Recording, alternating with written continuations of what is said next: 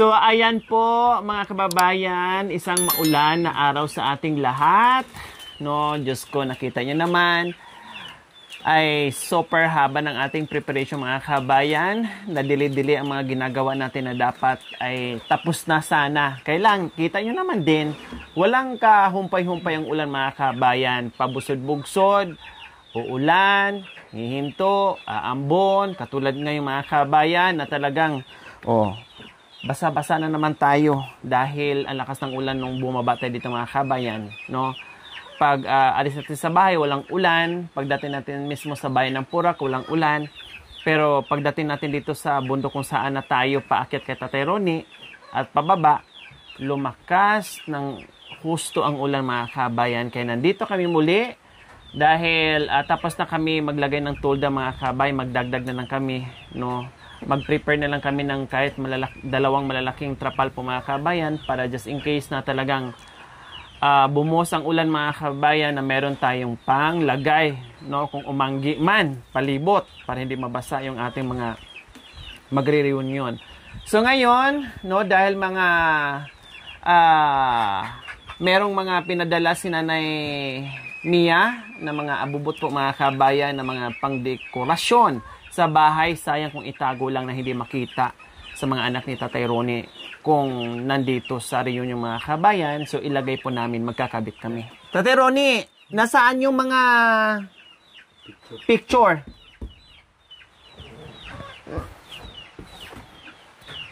Yung picture. Lahat yun, kunin natin. Lagay natin dyan para hindi. Pag itago. Lagay natin dito. To. Kalimon lamu. Ha? Kalimon lamu. Ano? Kalimon lamu. Ano yun? Makalog. Mabasa sa? Lawan na muli na. Balu. Ano Tagalog Kalimon kaya. Kalimon lamu. Tagalog. Kalimon lamu. Sundalos. Sundalos? Yung picture mong sundalos, lagay natin dyan para makita sa mga anak mo pagdating dito sa reunion. Kabit natin. Tara na. Halika. Happy! Happy! Happy! Happy! Happy! Buksan muna natin yung ano. Ayan. Lagay mo muna dyan.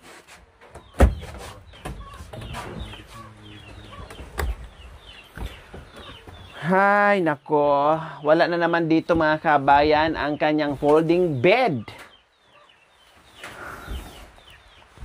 Mas gusto niya mga kabayan na nakalapag siya. Ilang beses ko nang kinuha yan, no? Ilang beses ko nang binalik yan, kinuha yan, yung folding bed na yan. Pwede lawan mo kan? Ha? Pwede lawan mo kan? Ano? Masanting. Masanting ang mga sundang sumuyo ay.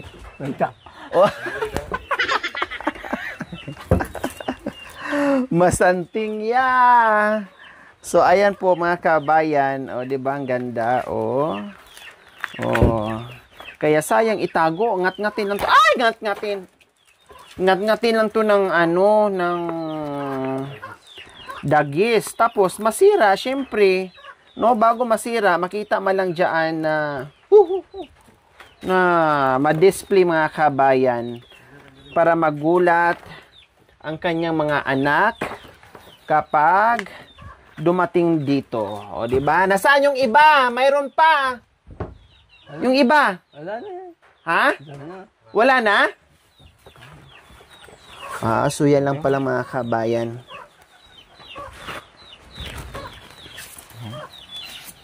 Apat lang pala yan? Nasaan na yung iba?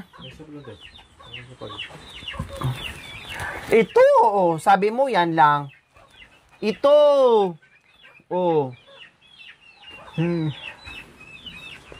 So ayan po mga kabayan, no. Sabi ko nga, ang ganda nito.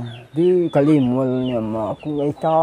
O yan! Hindi! Mali. Tayo.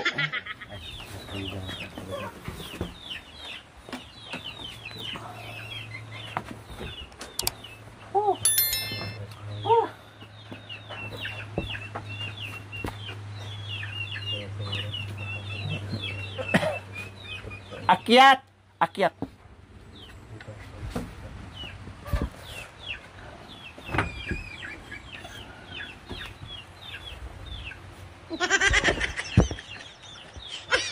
Yan, dyan ka lang eh. Dyan ka lang. Pokpok.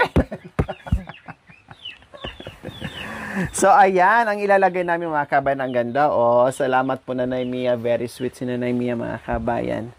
So, ito yung ilalagay namin. Dito sana, oh. Ayan, magkanyan sana mga kabayan, oh. Oh, di ba? Makanyan or kasi doon baka maanggihan. So dito lang baka maanggihan mga kabayan, sayang naman. So meron siyang tinatanggal.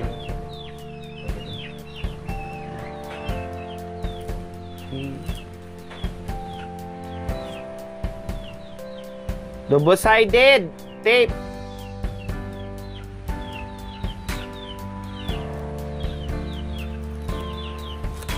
Maalikabukan lang yan dyan. Tapos hindi mo nakikita. O, ilagay natin para makita mo at makita ng anak mo.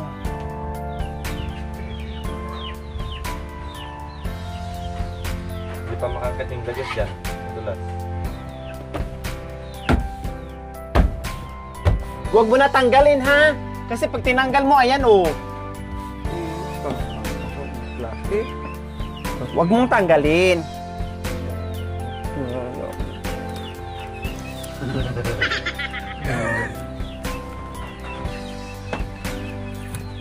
Tao ka nga sa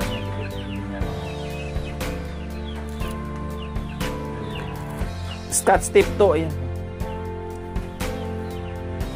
Ay, mawit dyan.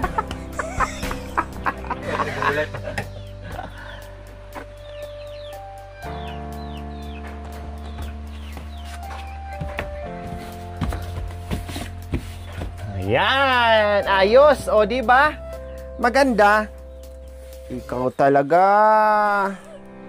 Pwede dyan kasi may plastic yan.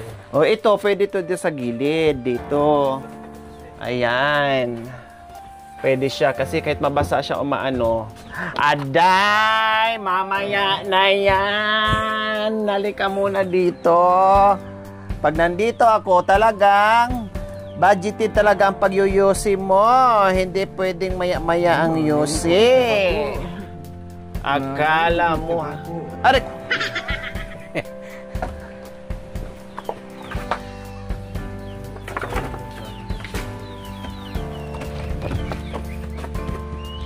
Ayan, gwapo mo dito ah. Oh, number 1.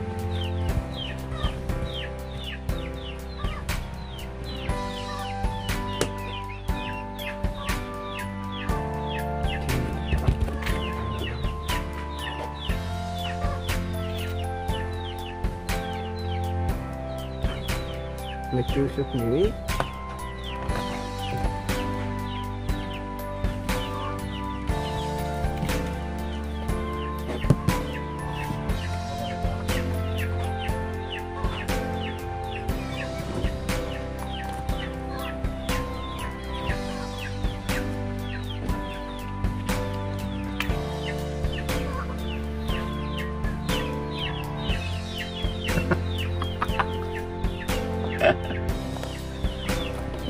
Yan, masanting ni Mr. Ronnie. Kasanting-santing ni Ronnie Hot. Masaya ang anak mo dyan. Kapag nakita yan, ha? Kapag nakita yan. O, di ba po mga kabayan, no? Talagang lalong pinagwapo ni Nanay Mia si Tatay Ronnie sa kanyang mga pictures.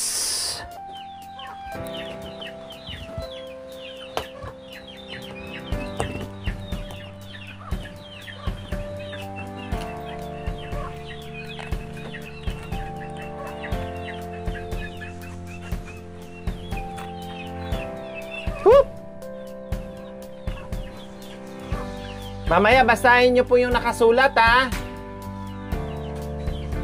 Kasi sabi ni Nanay Mia, basahin nyo daw po.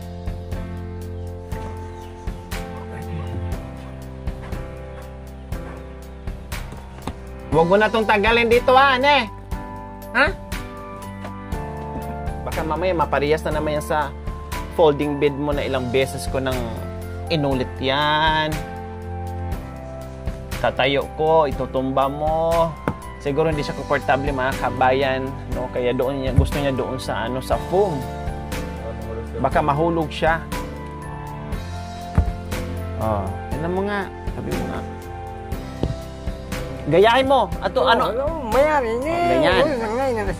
Oh, yan. Ito, ano to? Ano? Tingnan mo. Gayahin mo, ah. Apo mo. Paano? Gayahin mo. Ako na alam. Nasaan yung Tingnan mo. Ayan. Tingnan mo. Paano yung... Ano? Paano? Ano? Asante.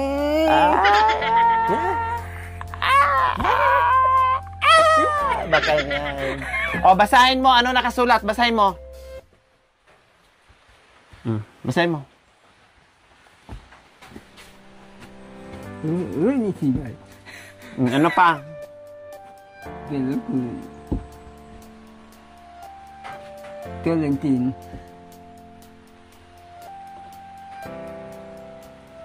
Hindi ko lang sa may palit.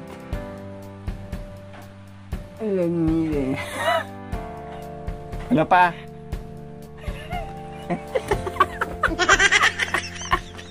Basahin mo, ah! O, ito. Tino. Ano ito? Lumisibol. Oh, dito pa. Marami pang iba. Oh, Misibal, ito. Yan. Lumisibol. Pamangkin dela po. Ito pa, marami. Oh, yan. Dito ka, Patong. Tinan mo, dito, Patong. Basahin mo. Patong. Tayo. Oh, basahin mo. Lumisibol della Cruz Lamira Nebulu Tolentino Federico Langseng. Lahat na ng pangalan ng kapitbahay mo, ah, mga kaanak mo, nilagay mo na pala dyan. O, ito pa.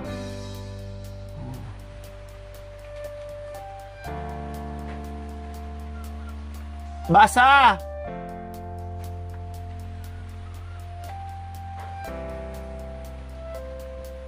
O, ano pa? Basa! Ha?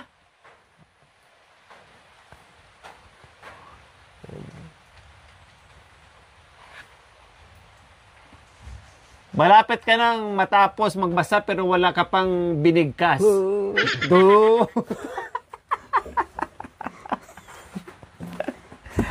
Masante na yung bahay mo, ha? Huwag mo itong alisin, ha? Huwag mo alisin. Masisira, mapupunit yan. Hayaan mo na siya dyan. Ha? Para maganda tinan. Tapos sa susunod, maglagay tayo ng mga picture lahat ng mga anak mo, tapos ikaw. Mga picture frame.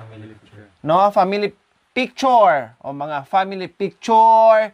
Ilagay natin dyan. Kompleto kayo. Kayong dalawa ni Nanay Terry. Mga anak, mga apo. Masanting lagay natin dyan. Ha?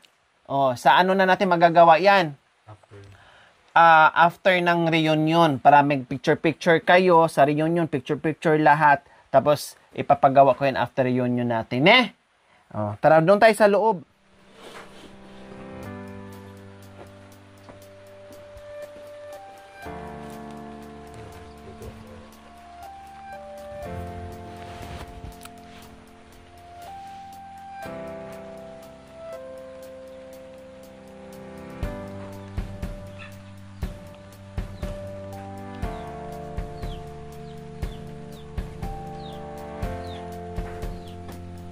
Titig na titig ka dyan sa mga picture mo, ah. Ha? Tatay Ronnie, anong tinitingnan mo dyan sa picture mo? Ako na ako ng video. Ah. Ito? Ha? Pinukula. Parang pelikula? Sino pala naglagay dyan? Sino naglagay sa duyan? Ikaw? Oh, very good. Para pag yung tanghaling tapat, pag nainitan ka, pwede ka dyan magduyan-duyan eh. No? O, halika nga. So, ayan po mga kabayan, yung duyan dito, yung yung ginagamit namin mga kabayan. Nilagay ni Tatay Ronnie dito, ayan. Parang ibas mama, magduyan. Habang kumakain, magduyan ka? Aba, social ka makanyan. Ano ba yun, para ka rin may sakit na kailangan may nakatali na tagaduyan para mahila. Makanyan pala ang gusto niya mga kabayan, kaya nilagay dito. Buti na lang, ang paglagay dito sa poste mga kabayan, matibay. Talagang tinibayan na nila. No, sabi ko nga, bakit sobrang tibay naman na ang ilagay dito is yung trapal na naman, hindi naman yero. May purpose pala. Kaya pala tinibayan para sabitan din ng duyan. No? Buti na isip niya nilagay dyan para pag tag-init, no? Masarap matulog dito mga kabayan sa duyan na to. Ito yung binili ko. Mayroon ditong malaki eh. Kailang wala na. No? Ito na yung available po mga kabayan. Kasi ang uso ngayon is yung parang parang lubid na. Diba? Parang lubid na po mga kabayan. Akala mo cotton siya mga kabayan. Bihira ka na makakita ng ganito na malalaki. Dati meron yung mga malalaki talagang ganito mga kabayan. Ngayon maliit na. Ano to? Popo? Kupay? Tapay. Kinain. Baka mamaya, ha? Kinain ba kayo? Pikuskus na kupal? yung baka mamaya mapuno to sa pupo ng manok. Kailangan pag hindi mo gamitin, isabit mo dito. Makanyan alis ka. Makanyan. Pag hindi mo gamitin para hindi anuhin ng pupo manok, ne? Pero pag gamitin mo, syempre ganyan mo. Na ni Potang ibat na mga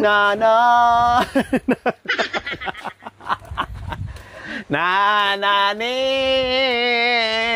tolog na damulagro ni tolog.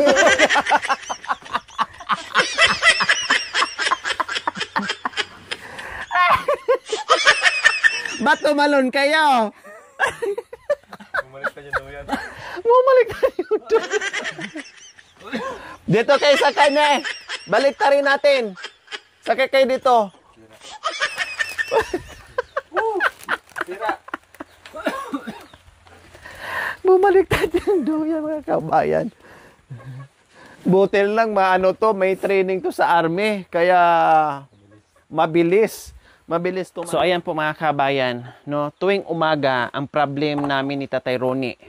Minsan ako ang naglilinis sa terrace niya, no? O katulad niyan, may mga manok, no? O tinan nyo, 'di ba? So hinahayaan lang namin silang sumampa diyan. Kasi nga, 'di ba, meron na tayong ginawa sa kanila para sa kanila, pero gusto pa rin nila dito sa terrace, no? Sumusunod talaga sila ni Tatay Ronnie or doon sa may tao mga kabayan. Kahit sa amin, pag kumakain kami talagang sumasabay sa amin. Kaya ito problema namin, no? Araw-araw may popo, umaga, hapon, no? Umaga, tanghali, hapon mga kabayan. Ganyan ang ginagawa namin ni Tatay Ronnie.